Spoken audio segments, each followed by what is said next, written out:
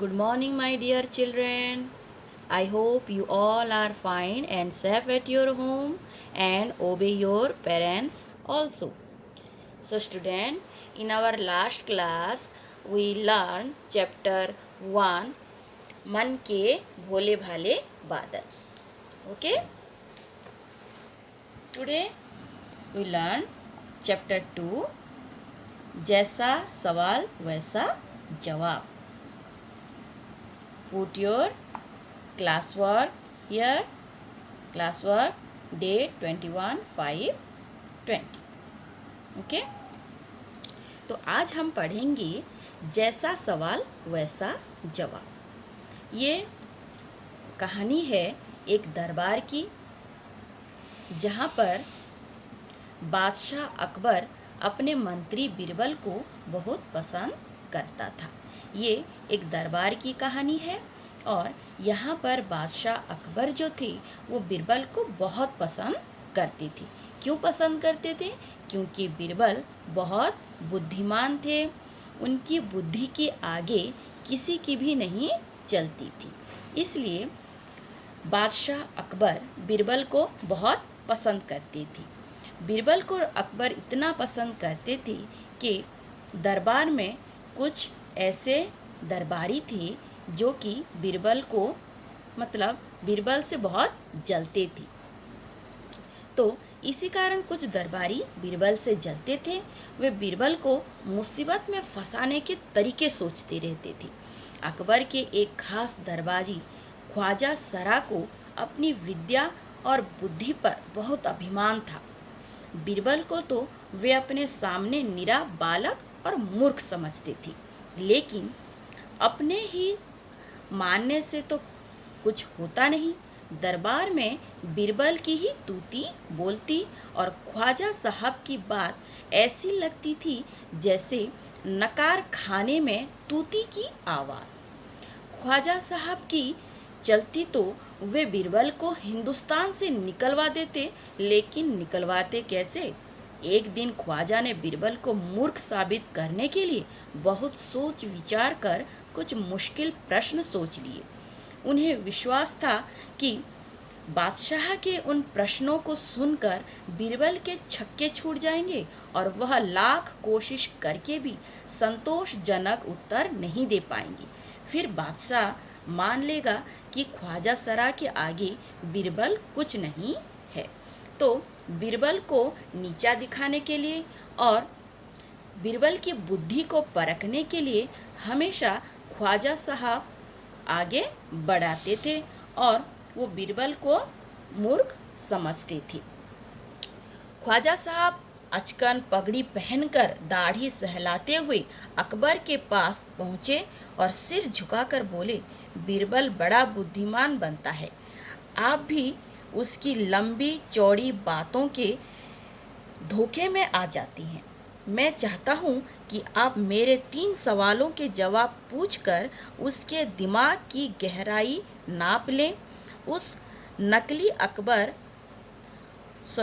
नकली अक्ल बहादुर की कलई खुल जाएगी. ख्वाजा के अनुरोध करने पर अकबर ने बीरबल को बुलाया और उनसे कहा, बीरबल, परम ज्ञानी ख्वाजा साहब तुमसे 3 प्रश्न पूछना चाहते हैं. क्या तुम उनके उत्तर दे सकोगे? बीरबल बोले, जहाँपनाह, ज़रूर दूंगा. खुशी से पूछें.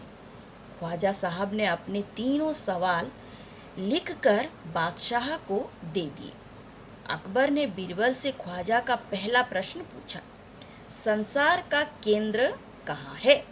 उसने पहला प्रश्न पूछा, संसार का केंद्र कहाँ है? बीरबल ने तुरंत जमीन पर अपनी छड़ी गाड़कर उत्तर दिया, यही स्थान चारों ओर से दुनिया की बीचों बीच पड़ता है. यदि ख्वाजा साहब को विश्वास न हो तो वे फीते से सारी दुनिया को नाप कर दिखा दें कि मेरी बात गलत है. अकबर ने दूसरा प्रश्न किया, आकाश में कितने तारे हैं? बीरबल ने एक भेड़ मंगाकर कहा, इस भेड़ के शरीर में जितने बाल हैं उतने ही तारे आसमान में हैं। ख्वाजा साहब को इसमें संदेह हो तो वे बालों को गिनकर तारों की संख्या से तुलना कर लें। अब अकबर ने तीसरा सवाल किया, संसार की आबादी कितनी है? बीरबल ने कहा, जहाँपना संसार की आबादी पल पल पर घटती बढ़ती रहती है, क्योंकि हर पल लोगों का मरना जीना लगा रहता है। इसलिए यदि सभी लोगों को एक जगह इकट्ठा किया जाए तभी उनको गिनकर ठीक ठीक संख्या बताई जा सकती है। बादशाह तो बीरबल के उत्तरों से संतुष्ट हो गया, लेकिन ख्वाजा साहब नाक भौं सिकोड़ कर बोले, ऐसे गोलमोल जवाबों से काम नहीं चलेगा जनाब। बीरबल बोले, ऐसे सवालों के ऐसे ही जवाब होते हैं। पहले मेरे जवाबों को गलत साबित कीजिए, तब आगे बढ़िए। ख्वाजा साहब से फिर कुछ बोलते नहीं बना। तो बच्चों, इस पाठ में हमें बीरबल की बुद्धि की जानकारी मिली। ख्वाजा सरा जो उटपटांग से सवाल पूछते थे, उसका जो सीधा जवाब बीरबल ने दिया, इससे उनकी बुद्धि की हमें तस्वीर यहाँ पर दिखती है। तो ख्वाजा सरा ने जो 3 प्रश्न लिखे थे, क्या क्या लिखे थे? ख्वाजा सरा ने जो 3 प्रश्न लिखे थे वो थे, आसमान में तारे कितने हैं, संसार का केंद्र कहाँ है, और भेड़ की शरीर पर कितने बाल हैं। तो आसमान में कितने तारे हैं, इसका जवाब बीरबल ने क्या दिया? भेड़ के शरीर पर जितने बाल हैं आसमान में उतने तारे हैं। संसार का केंद्र कहाँ है, इसका उत्तर क्या दिया? उन्होंने अपनी छड़ी गाड़कर उत्तर दिया, यह स्थान चारों ओर से दुनिया के बीचों बीच पड़ता है, और सवाल अगर गलत है तो ख्वाजा सरा फीते से उसको नाप लें। ठीक है। तो बच्चों, ये कहानी हमने आज पढ़ी, इसको आप लोग एक बार पढ़ना। ठीक है, एक बार इस कहानी को पढ़ना, और